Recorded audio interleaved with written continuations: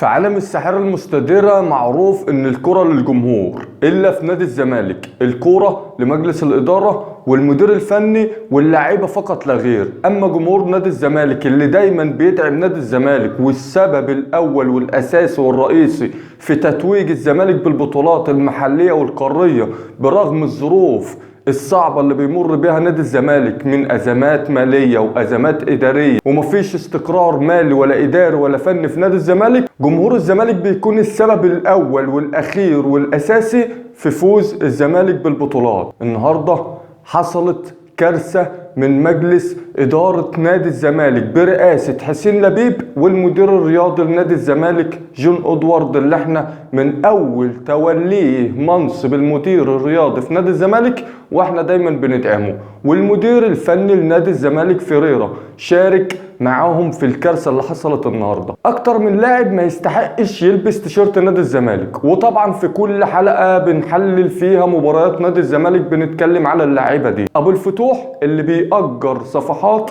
قبل كل مباراة لنادي الزمالك يطلعوا يشيدوا بيه ويقولوا محتاج مش عارف دعم وهيرجع لمستوى المعتاد، ومحتاج مش عارف مساندة الجماهير وهنشوفه أحسن باك ليفت في أفريقيا، وغير لاعيبة تانية زي حسام عبد المجيد اللي مش عارف عاجب إدارة نادي الزمالك في إيه بالظبط، برغم إنه مسوق لنفسه كويس ومش عارفين يستفادوا منه.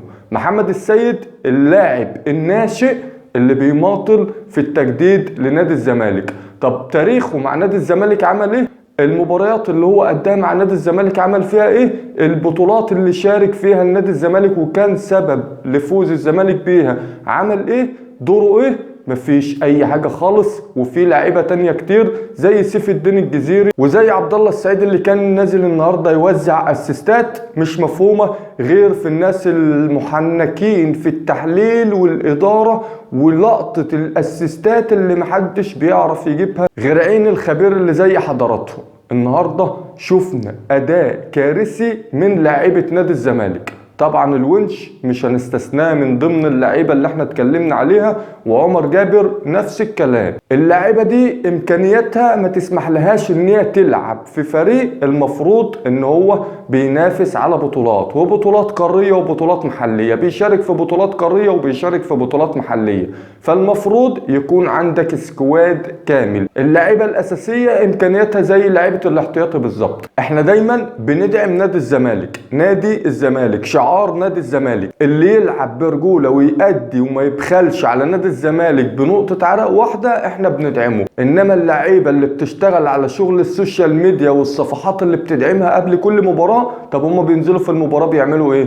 مباراه الزمالك ودي قضاها، مباراه العوده اللي الزمالك في مباراه الذهاب فايز 6-0. احنا كجمهور الزمالك عارفين ان نادي الزمالك مدرسه الفن والهندسه، وبنستنى المباريات اللي شبه دي بفارغ الصبر ايا كان مستوى المنافس علشان خاطر نتمتع بالفن والهندسه. الزمالك بيمر بظروف كلنا عارفينها، ما بيأديش اداء كويس في مباريات بس بيكسب في مباريات احنا مستنين فيها مدرسة الفن والهندسة، مستنين فيها تظهر هوية نادي الزمالك ومتعة كرة القدم. الفريق ضعيف، انت كسبان في مباراة الذهاب 6-0، بدأت باللعيبة يعتبر الاحتياطي، مفيش اي اداء خالص، مفيش اي بشرة خير ان اللعيبة دي تستحق تلعب في فريق بينافس على بطولات. معظم اللعيبة اللي شاركت النهاردة ففنيات وتكتيك في الملعب زيرو، وده مشارك فيه المدير الفني طبعا اللي بصماته مش موجودة خالص، وكل مباراة بنقول هو بس معوش سكواد،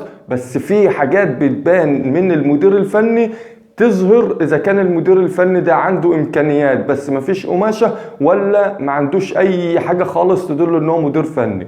النهارده بتلاقي فريق ضعيف، الضغط العالي بتاعك بسم الله ما شاء الله حدث ولا حرج، مش عارف تضغط ضغط عالي على فريق قبل كده الزمالك غلبه 13-0 وفي مباراه الذهاب الزمالك غلبه 6-0، يعني انت نازل المباراه مرتاح، فريق مش هو المنافس بتاعك، بالعكس انت مش عارف تضغط ضغط عالي على الفريق ده. الانتشار في الملعب تحت الصفر، نقل الكورة، الباص، الاستلام والتسليم مش موجود خالص، مفيش جملة واحدة اتعملت قدام فريق دي قضاها من فريق نادي الزمالك طول ال90 دقيقة تدل ان موجود فيه مدير فني. طب سيبك بقى من الفنيات اللي مش موجودة خالص، خلينا في المشكلة اللي افتعلها مجلس إدارة نادي الزمالك والمدير الرياضي لنادي الزمالك والمدير الفني لنادي الزمالك. لعيب زي محمد السيد زي ما قلنا عليه في بداية الحلقة، لا بيلعب لا بيقدم على الزمالك، لا كان سبب أساسي في فوز الزمالك ببطولات، لا ليه أي شكل مع نادي الزمالك. المدير الفني بدأ بيه النهاردة علشان خاطر بادئ باللعيبة الصف الثاني.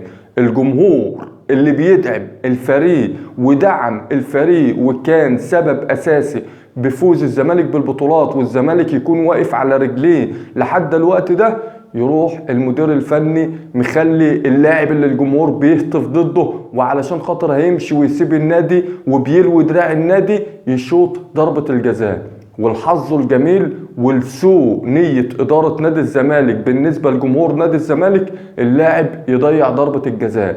انا شفت تفسيرها ان مثلا المدير الفني بيخلي اللاعب ده يشوط الكوره علشان خاطر يجيبها هدف ويروح يصالح الجماهير. هل مصالحه الجماهير بضربه الجزاء ولا المصالحه انت من ناشئين النادي، اسمك طلع في النادي، اسمك ظهر للناس من النادي، الانديه التانيه عرفتك بسبب نادي الزمالك، الزمالك طلب التجديد او طلب ان انت تعمل عقد معاها، عقد احتراف او ايا كان، المفروض تمضي على بياض لنادي الزمالك لان هو اللي عملك، وبعد كده فكر في الاحتراف. ده حق مشروع لاي لاعب كرة قدم، انما لسه ناشئ وما عملش اي حاجة خالص وبيماطل في تجديد عقده لنادي الزمالك، والمدير الفني والمدير الرياضي ومجلس ادارة نادي الزمالك اللي بيعمل كوارث ادارية يعاند جمهور نادي الزمالك. هنا بقى مفيش دعم لمجلس ادارة نادي الزمالك، مفيش دعم لجون ادوارد، مفيش دعم لفريرة. اللعيبة اللي انا قلت اساميها دي ملهاش دعم خالص. مجلس ادارة حسين لبيب بيعمل لصالح النادي الاهلي برغم ان الزمالك فاز في المباراة وبرغم ان الزمالك صعد،